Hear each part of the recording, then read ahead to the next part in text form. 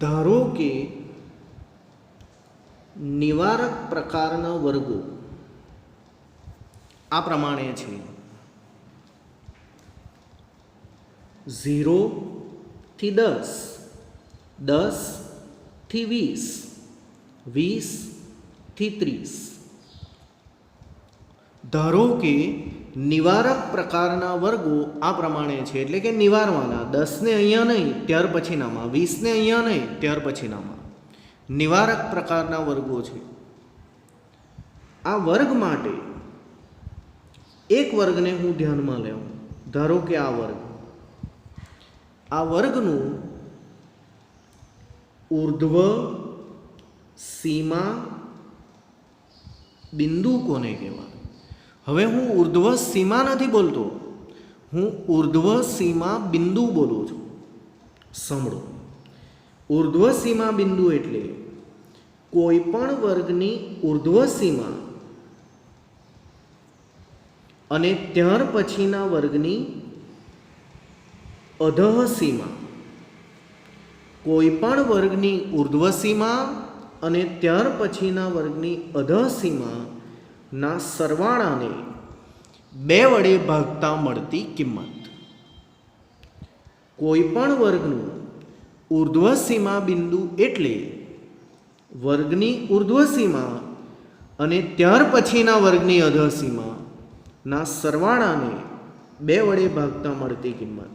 ધારો કે કોઈ શિક્ષક કહે કે આનું ઉર્ધ્વ સીમા બિંદુ શોધી બતાવો, તો સ્ટેપ નંબર 1, આપેલા વર્ગની ઉર્ધ્વ સીમા 20 અને ત્યાર પછીના વર્ગની અધઃ સીમા, ત્યાર પછીના વર્ગની અધઃ સીમા નો સરવાળો ભાગ્યા 2, 20 ને 20 40 ભાગ્યા 2 20, અને ઉર્ધ્વ સીમા બિંદુ કહે છે.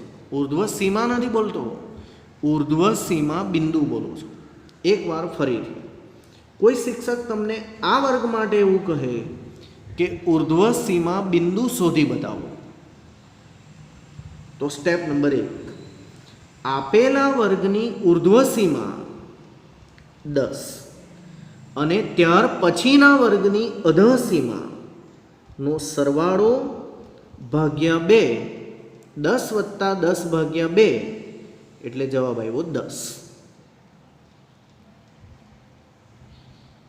કોઈ પણ વર્ગની ઉર્ધ્વ સીમા અને ત્યાર પછીના વર્ગની અધઃ સીમા ના સરવાળાને 2 વડે ભાગતા મળતી કિંમત એટલે ઉર્ધ્વ સીમા બિંદુ.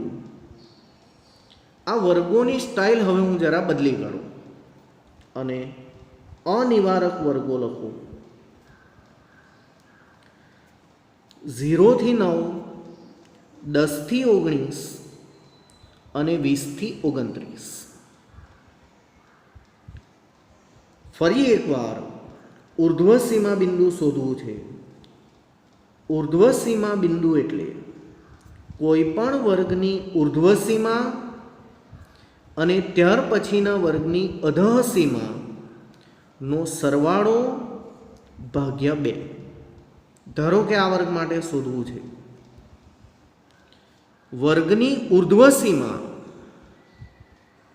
અને ત્યાર પછીના વર્ગની અધઃ સીમા નો સરવાળો ભાગ્યા 2.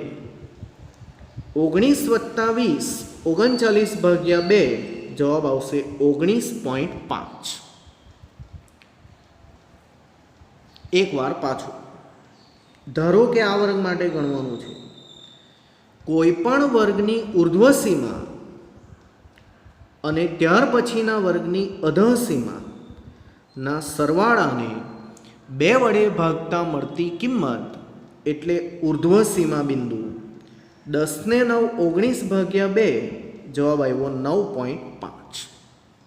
જો કોઈ વિદ્યાર્થીએ બરાબર અવલોકન કર્યું હોય તો એને ખ્યાલ આવ્યો કે ઉપરના 2 ઉદાહરણમાં ઉર્ધ્વ સીમા 20 હતી અને ઉર્ધ્વ સીમા બિંદુ પણ 20 જ આવે. ઉર્ધ્વ સીમા 10 હતી અને ઉર્ધ્વ સીમા બિંદુ પણ 10 જ આવેલો. એનું કારણ આ જ હતું કે આમ થયા કરતું 20 + 20 ભાગ્યા 2, 10 + 10 ભાગ્યા 2, કારણ કે વર્ગની ઉર્ધ્વ સીમા અને ત્યાર પછીના વર્ગની અધઃ સીમા સેમ હતી. તેથી જે ઉર્ધ્વ સીમા તે જ ઉર્ધ્વ સીમા બિંદુ, ઉર્ધ્વ સીમા પણ 20 અને ઉર્ધ્વ સીમા બિંદુ પણ 20, ઉર્ધ્વ સીમા પણ 10, ઉર્ધ્વ સીમા બિંદુ પણ 10. જ્યારે નીચેના વર્ગમાં આપણે જ્યારે ગણ્યું ત્યારે આવો એક્સપિરિયન્સ થયો કે આપેલા વર્ગની ઉર્ધ્વ સીમા 19 અને ત્યાર પછીના વર્ગની અધઃ સીમા 20 અને જવાબ આવ્યો આ બેની વચ્ચેનો 19.5. તેથી ઉર્ધ્વ સીમા 19 અને ઉર્ધ્વ સીમા બિંદુ 19.5. એ જ પ્રકારે ઉર્ધ્વ સીમા હતી 9 અને ઉર્ધ્વ સીમા બિંદુ હતું, ઉર્ધ્વ સીમા હતી 9 અને ત્યાર પછીના વર્ગની અધઃ સીમા હતી 10. 9 + 10 ભાગ્યા 2 એટલે જવાબ આ બેની વચ્ચેનો આવ્યો 9.5. આમ ઉર્ધ્વ સીમા બિંદુ આવ્યું 9.5, ઉર્ધ્વ સીમા 9, ઉર્ધ્વ સીમા બિંદુ 9.5. તો શો ભેદ છે? તો જવાબ આવે 19 અને 20ની વચ્ચેનો 19.5. જવાબ આવે 9 અને 10ની વચ્ચેનો 9.5. તેથી તમે એવું જાણ્યું કે ઉર્ધ્વ સીમા 19 પણ ઉર્ધ્વ સીમા બિંદુ 0.5 વધારે 19.5, ઉર્ધ્વ સીમા 9 પણ ઉર્ધ્વ સીમા બિંદુ 0.5 વધારે 9.5. આમ મેં તમને નિવારકમાં ઉર્ધ્વ સીમા બિંદુ અને અનિવારકમાં ઉર્ધ્વ સીમા બિંદુ સમજાવવાનો પ્રયાસ કર્યો છે. અતિ મહત્ત્વના આ શબ્દો હું તમને ચલાવું છું.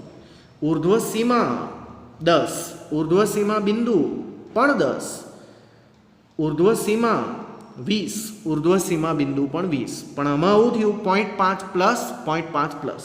ઉર્ધ્વ સીમા 9, ઉર્ધ્વ સીમા બિંદુ 9.5, ઉર્ધ્વ સીમા 19, ઉર્ધ્વ સીમા બિંદુ 19.5. સ્વાભાવિક છે કે મેં જો તમને ઉર્ધ્વ સીમા બિંદુ ચલાવ્યું હોય તો હવે આવતા વિડીયોમાં અધઃ સીમા બિંદુ આપણે જોઈશું. ઉર્ધ્વ સીમા બિંદુની વ્યાખ્યા એકવાર યાદ કરી લઉં. કોઈ પણ વર્ગની ઉર્ધ્વ સીમા અને ત્યાર પછીના વર્ગની અધઃ સીમાના સરવાળાને 2 વડે ભાગતા મળતી કિંમત એટલે ઉર્ધ્વ સીમા બિંદુ. પાછું એકવાર, કોઈ પણ વર્ગની ઉર્ધ્વ સીમા અને ત્યાર પછીના વર્ગની અધઃ સીમાના સરવાળાને 2 વડે ભાગતા મળતી કિંમત એટલે ઉર્ધ્વ સીમા બિંદુ.